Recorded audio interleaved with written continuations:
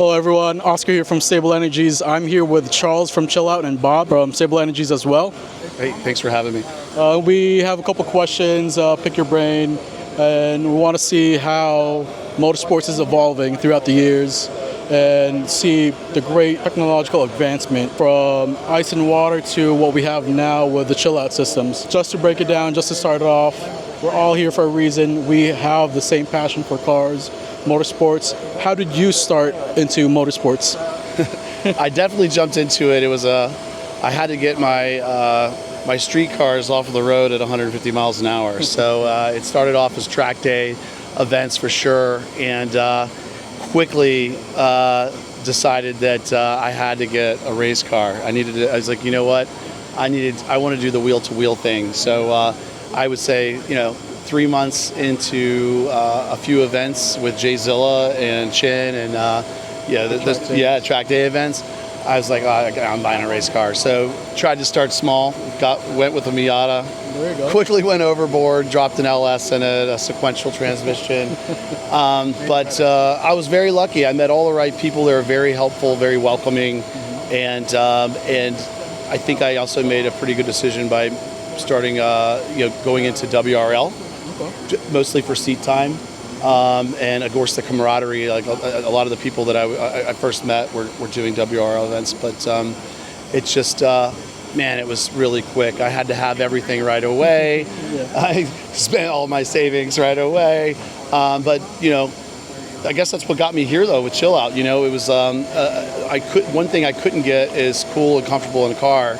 And I'm easily distracted, and when you're constantly thinking about how hot you are or the sweat running in your eye, and you can't focus on that next turn or the next turns in front of that. So and really that's where it brought me to the conclusion, like, look, I'm already in manufacturing. How can we make a product that's not going to run out of cooling capacity after 30 minutes? It's not going to weigh my car down. That I'm not going to forget to have ice ready, and have to swap it out and all that. Yeah, exactly, and that's where Chillout was born. And it wasn't easy at first, but we've evolved. It's been over 6 years now since we've been working with Bob, and we have several different versions of some of the same products, and then a whole lot of new products, and that's been a lot of fun for us, honestly. Nice. Another question is, right from the beginning, who or what got you into cars or motorsports? What started it all for you? Honestly, I'm 40. I'll be 45 this month. My day and age, when I was a kid, 16 and 19 years old, it was like Hondas, right? Yep. And it was street racing. We didn't have anything to do. There wasn't a lot. I lived in a small town. There wasn't much to do, so we were always trying to figure out how to add a horsepower or two to our car, bolt-ons. And Friday and Saturday nights were us riding through the small towns looking for people to race on the street, right? So I always loved that as a kid, but of course we had to grow up.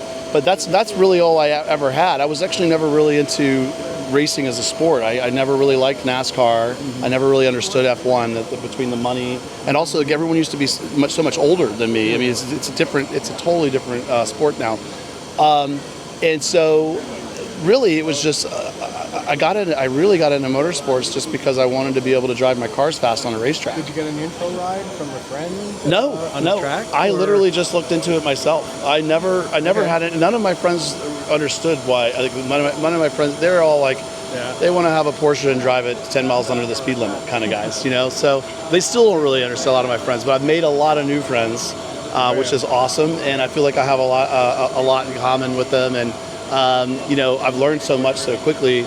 But literally, I moved into this just searching online, looking for a way to drive my car on a racetrack. I met James Marciulana from Jay Zilla, and he took me in like a brother, really helped me out a lot, showed me the ropes, invited me to all the events, paired me with the right people, so that when I got there, I wasn't standing around by myself by the car, nervous. That's really how it all progressed. Yeah. For Charles and Chillout, what's the most important thing for you? What do you focus on that separates you from all the different types of driver cooling systems out there? Oh, that's a good question. Well, Chillout, which was once Chillout Systems, is now Chillout Motorsports, right? Yeah. So we have Chillout Systems, parent company Chillout Motorsports, but now we have Chillout Marine, something and we have industrial projects that we're working on with Komatsu, Honeywell. Which I know that's not motorsports, but the good news is these bigger companies with big budgets help to support the growth within the motorsports industry, because we're able to learn from the technology and the engineers that we're working with those companies. Ski Nautique, for instance, we really love those guys. Being able to cool the surfaces of every boat, like if you're on a boat, sometimes those surfaces get to 140 degrees on the darker ones. Now they're 60.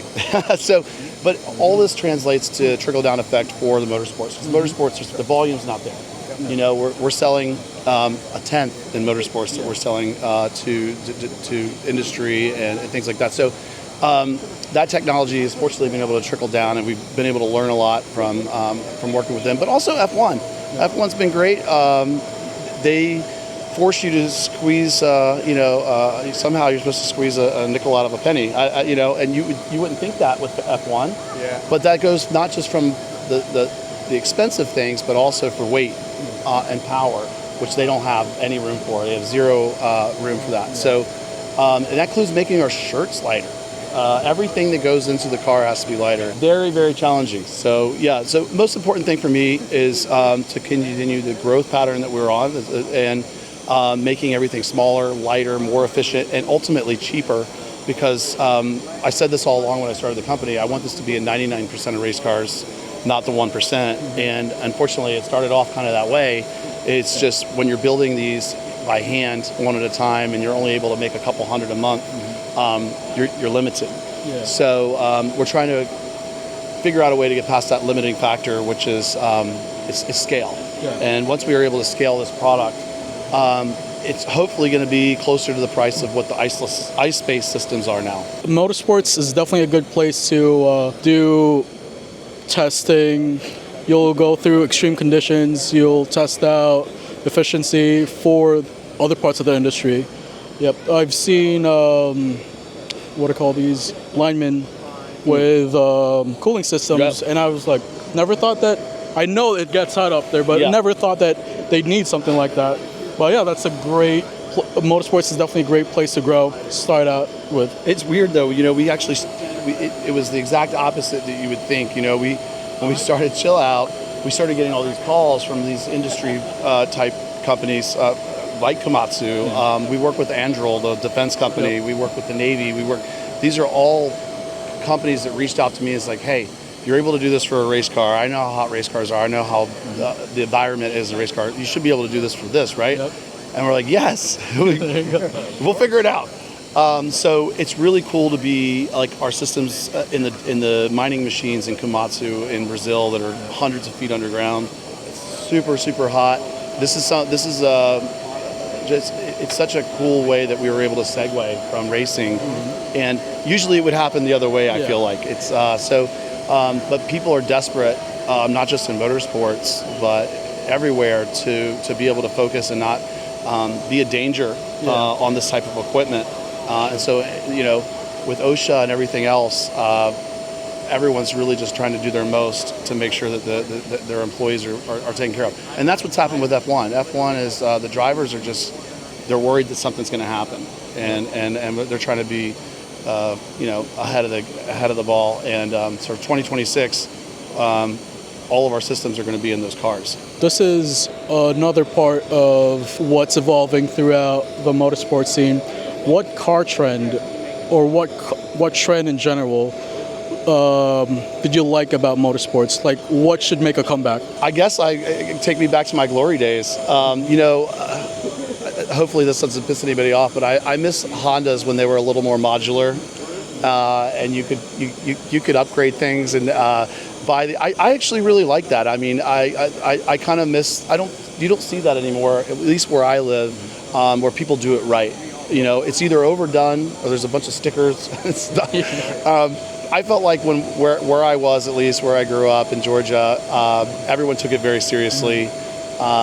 We weren't cutting springs on cars, and I miss that level of hop up, but of course, you can do that with Porsches and everything else, but you don't see kids doing that anymore, at least where I live, except for in a way that I just find atrocious. Yeah. With that being said, what car trend now should stop? I just don't understand drifting. How about you guys? Where are we at with that? Like, to see those tires, those beautiful tires go up in smoke. Road racers. Oh my goodness, the drifting, even though it is pretty cool, it's I don't understand it as a sport personally. That being said, I hated NASCAR growing up, and now I'm obsessed. I mean, it's like, you know, once you're a part of something and you get to know the ins and out of it, there's just, but being able to have worked with NASCAR for so long now, and the behind the scenes passes that we get and working with their engineers, there's so much technology, there's so much more than driving 200 miles an hour around a circle track, and that's what I thought growing up. That's all it was. It's all you see.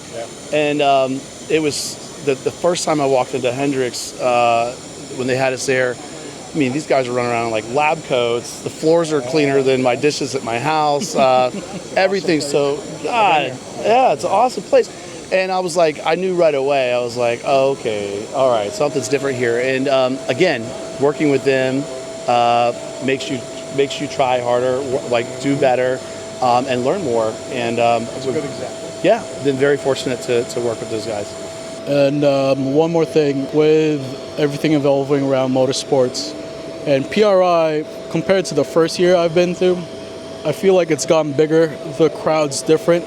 What is your most favorite thing that has evolved in PRI itself? Well, I wish I knew the evolution. I do love, the best thing for us about PRI is as people like you, like being able to come and spend 3 days and work with our distributors and show them what we got, learn what they need, and also I think it's good for you guys as you see the customers come up to us and ask us questions here. Kind of like how we're answering questions, what they're really looking for, because I think the biggest divide between me and my distributors is education, and we try. It's hard, but making sure that you guys understand. But for us, it's a hard question for me. I actually don't get to get away from the booth, so Yeah, you just stuck here. I'm here from 8:30 in the morning until 6 o'clock at night every day, except for on Saturday. I try to sneak out a little earlier, but I promised myself this year I would. But it is great that you get to come here and see everything and everyone in one place. So that's what I look forward to. If not cooling systems, what part of the industry do you think you want to be a part of? If not Chillout, what would you like to do? Well, it's funny you should say that. So a lot, because a lot could be done better. I think there's a lot of things that are done in motorsports are done poorly. It's a quality thing, and a lot of that has to do with what we talked about, which is scale. Yeah. Without being able to scale it gets too expensive, so you have to make cuts. We don't make cuts with Chillout. That's why we're an expensive product. But apparel, and it's funny to say that because now we are doing apparel, but we want to do full-on apparel, especially because we have a new technology that's about to have a patent that really cools, unlike some of these other brands. And I'd like to see that incorporated into race suits, into not just our underwear and cooling shirts, but everything, and race seats. I mean, everything that we could possibly do. So I don't know. I think that's probably going to be our next big move in the motorsports arena, is going to be fully lined, cooled race suits. Nice. So yeah. I remember last year there was a couple different Chillout / other company race suits. I feel like there's too much variety sometimes, but once you've set a level of quality, that really just separates you from the rest. Just to wrap it up, for 2025, anything new and exciting? I know you showed a couple different things with us, just for our YouTube and all that. Yeah. What's new for 2025? We have a lot of new product for 2025. So as we technically have already launched the apparel line, we've weirdly sold out of it already. So hopefully we'll start to be able to maintain an inventory on that.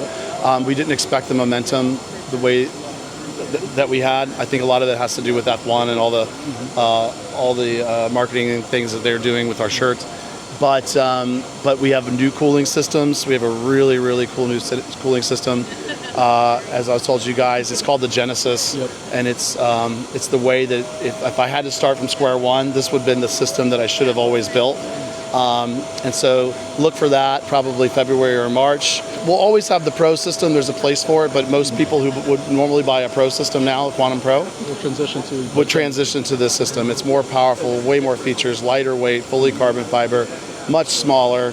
It's kind of everything you would want. It's all the complaints we've ever received, or wants and wishes, I guess I should say, packed into the system. So I don't expect this system to change for a very long time. I think it's eventually you get to a point like iPhone or something where what else can I do to make this better? And I think what we've done with this system, until there's an evolution in technology, I think that we're going to be in a spot where it might look like that for 10 years or 15 years. And you know us, we're trying to change everything every couple of years, but I don't know. It might just have a facelift, but same technology moving down the road. But we're excited for it. Cool. Well, I always refer to Charles, anything technical. The support we get from you translates directly to our customers. There's always something to help us stand out between any other retailers and distributors, and that's with your help. And just for an example, our Cars and Coffee was a huge success thanks to you. Thanks for all the support. We had over 150 cars, twice as much as people, and that wouldn't be possible with support from Chillout. So we always thank you for that, and thanks for your time. Yeah, awesome. Thank you guys so much for coming. Yeah. Appreciate it. Yeah. We're pretty small. Yeah.